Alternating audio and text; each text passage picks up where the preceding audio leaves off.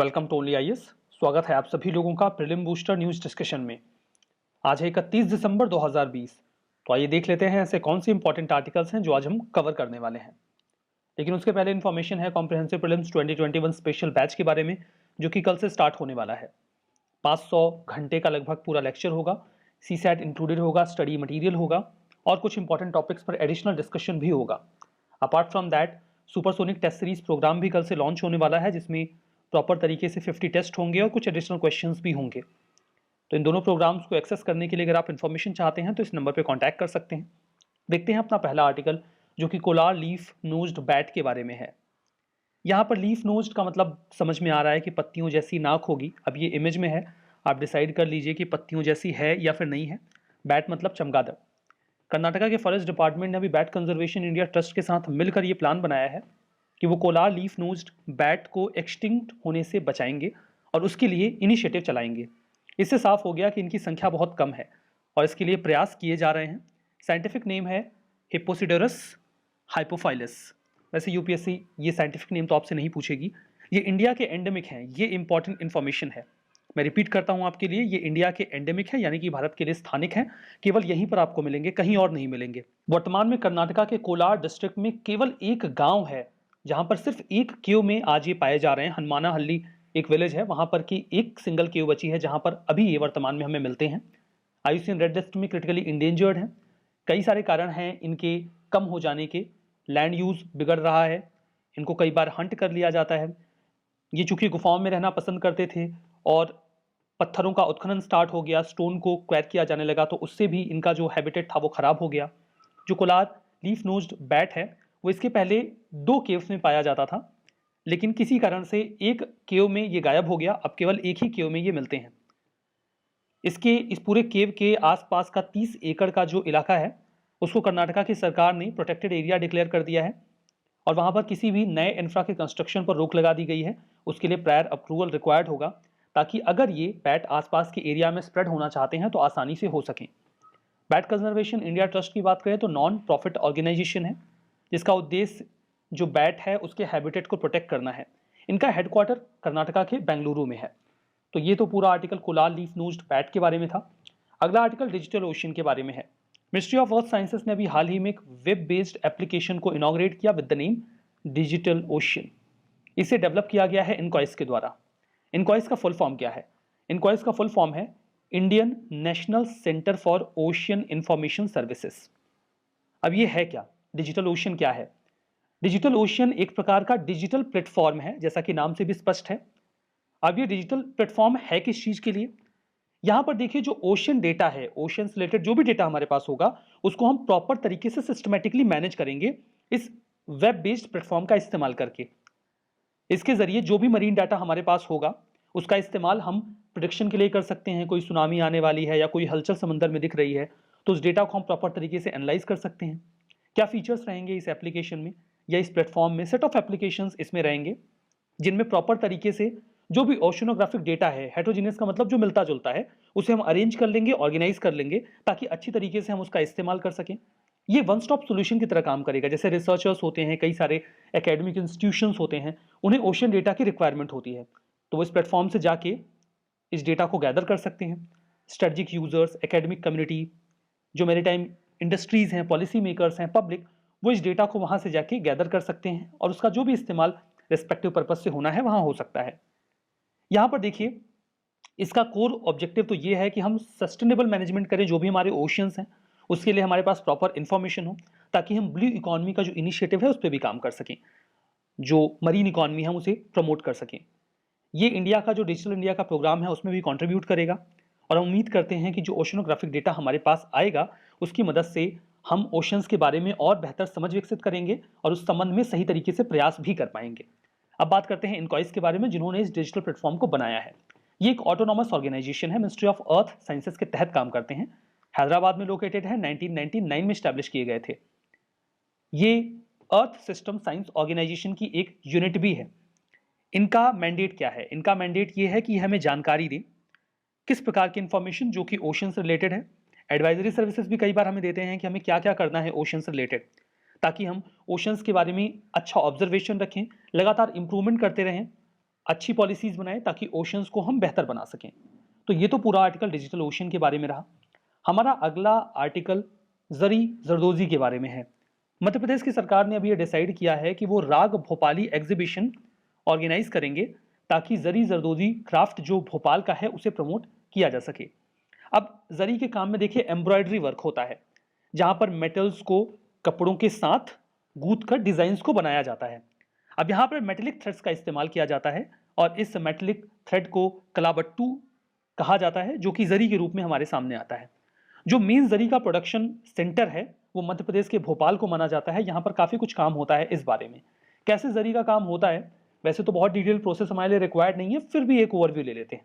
यहाँ पे जो मेटल के इनगॉइट्स होते हैं, यानी जो बड़ी बड़ी सिल्लियाँ होती हैं, पहले उनको गलाते हैं और गला के छोटे छोटे मेटल बार्स में कन्वर्ट कर लिया जाता है, जिन्हें पासा कहा जाता है। इसके बाद इसको पीट कर ट्रीटमेंट करने के बाद एक छेद वाली प्लेट्स होती हैं और उसमें से गुजार के इनको एक तारनुमा आकृति दे दी जाती है। जब ये वायर के फॉर्म में आ जाते हैं तब तरकासी प्रोसेस स्टार्ट होता है, जिसमें इन तारों के माध्यम से कुछ भी एक आकृति बनाई जा सकती है।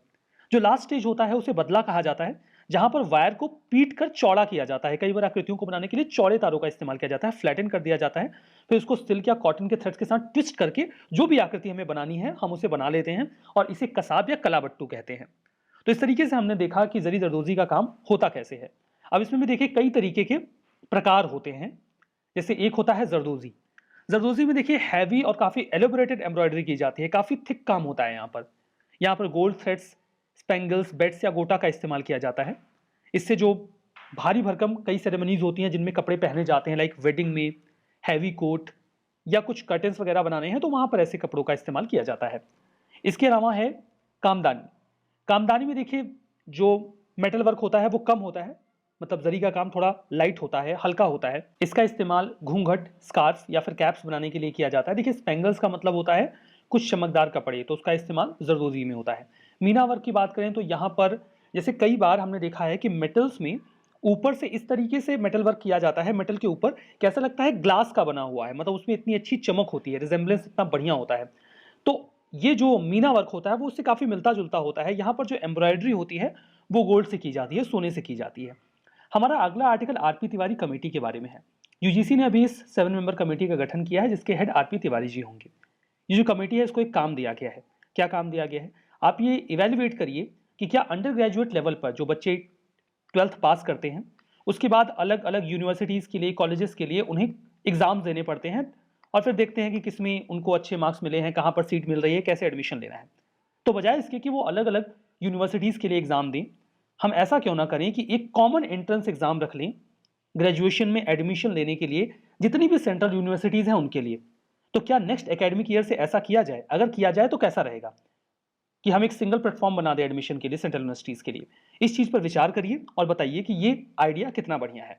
तो इसी काम को दिया गया है आरपी तिवारी कमेटी को। जो नेशनल एजुकेशन पॉलिसी है वो भी ये कहती है कि हमें एंट्रेंस टेस्ट के नंबर्स को कम करना चाहिए।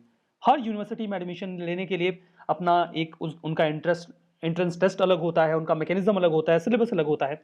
बच्चों के लिए काफ़ी हैरेसमेंट हो जाती है। एक सिंगल एग्जाम होगा तो उनके लिए काफ़ी सहूलियत हो जाएगी। अब यहाँ पर जो एनईपी है उसका सजेशन अगर इंप्लीमेंट कर दिया जाए आरपी तिवारी कमेटी के द्वारा, तो फिर इन एग्जाम्स को कंडक्ट करने के लिए एक टेस्टिंग एजेंसी को बना दिया जाएगा, जिसका काम ये होगा कि एक कॉमन एप्टीट्यूड टेस्ट ये कंडक्ट करवाएं, जिसके बाद जिसको जैसे मार्क्स मिले हैं उसी सीक्वेंस में यूनिवर्सिटीज़ वगैरह उनको अलोकेट कर दी जाएं, वो उसमें एडमिशन ले सकते हैं। या फिर ऐसा भी ऑप्शन हो सकता है कि आप चूज कर लीजिए आप किस सीक्वेंस में एडमिशन चाहते हैं। ठीक है। हमारा अगला आर्टिकल तिहान आईआईटी के बारे में है।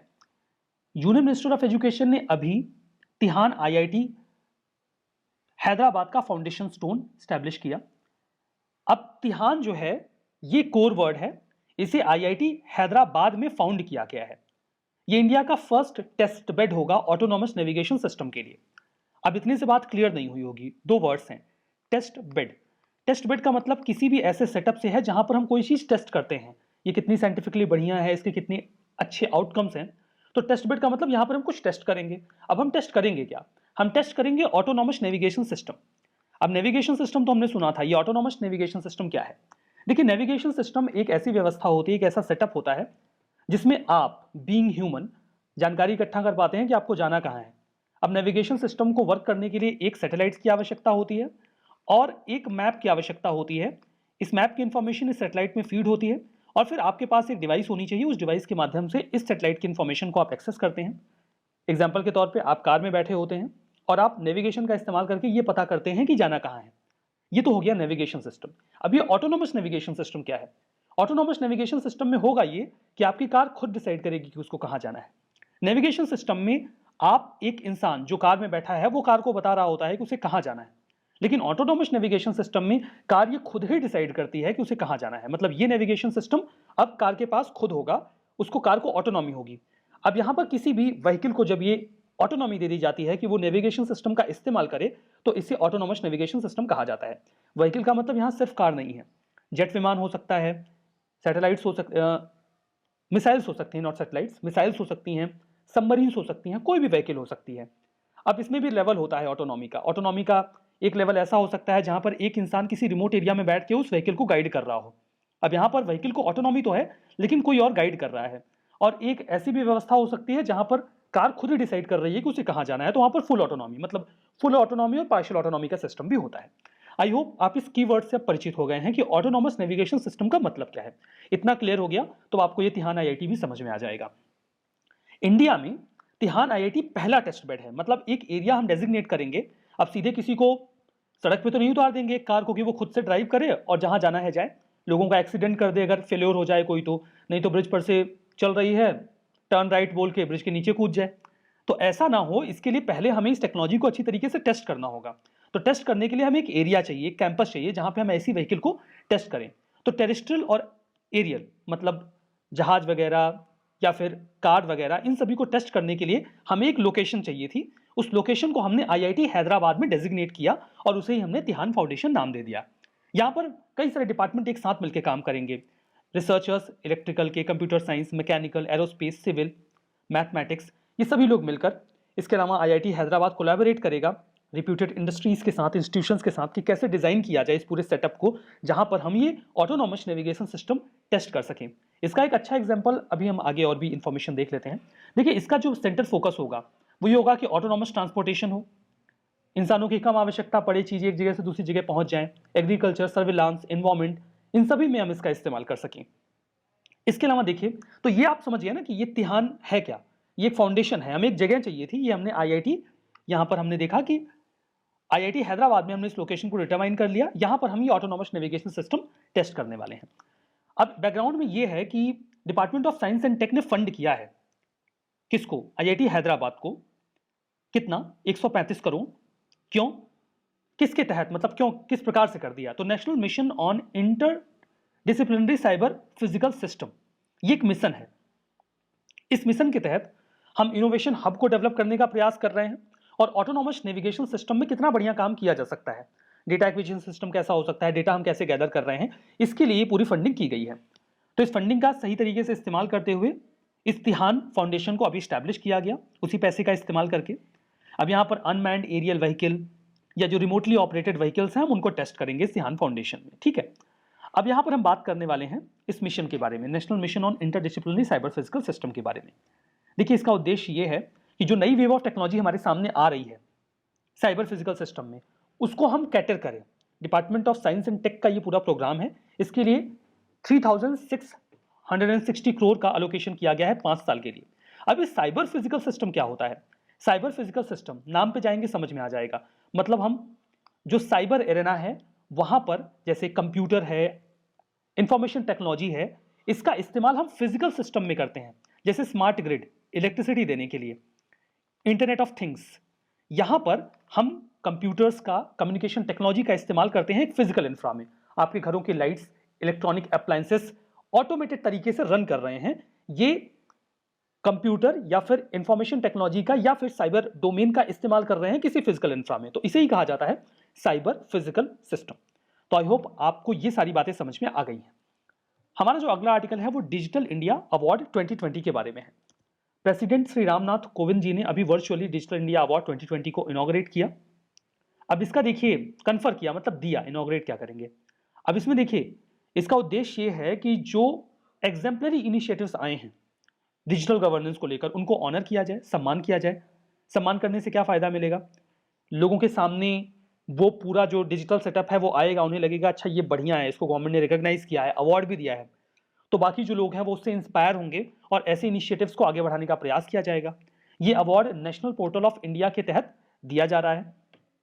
National information centre, ministry of electronics and information technology के तहत इस पूरे एक्सरसाइज को, डिजिटल इंडिया अवार्ड को बाइनली कंडक्ट किया जाता है, जिसमें इनोवेशन जो ई गवर्नेंस में हुआ है हम उसे प्रमोट करते हैं और उसको इंसेंटिवाइज करते हैं। हमारा अगला आर्टिकल हाइपोथर्मिया के बारे में है, देखते हैं।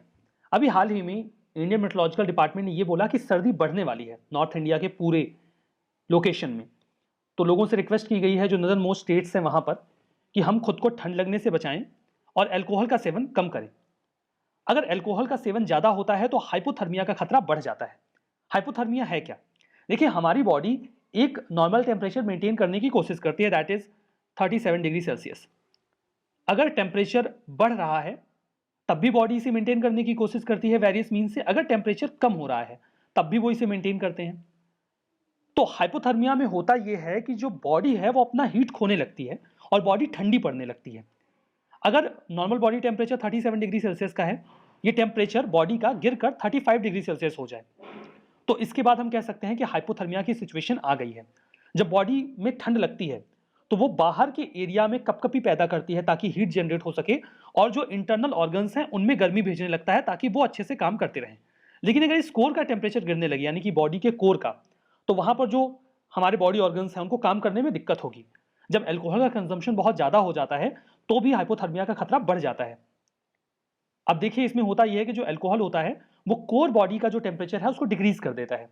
जैसे जिस बॉडी के जो इंटरनल ऑर्गन्स हैं उनके टेम्परेचर को वो गिरा देता है। सर्दी ऑलरेडी बहुत ज्यादा लग रही है, कोर को टेम्परेचर मेंटेन करने के लिए बॉडी काम करती है, लेकिन अल्कोहल इसमें हिंड्रांस क्रिएट करता है, तो हाइपोथर्मिया का खतरा और भी ज्यादा बढ़ जाता है।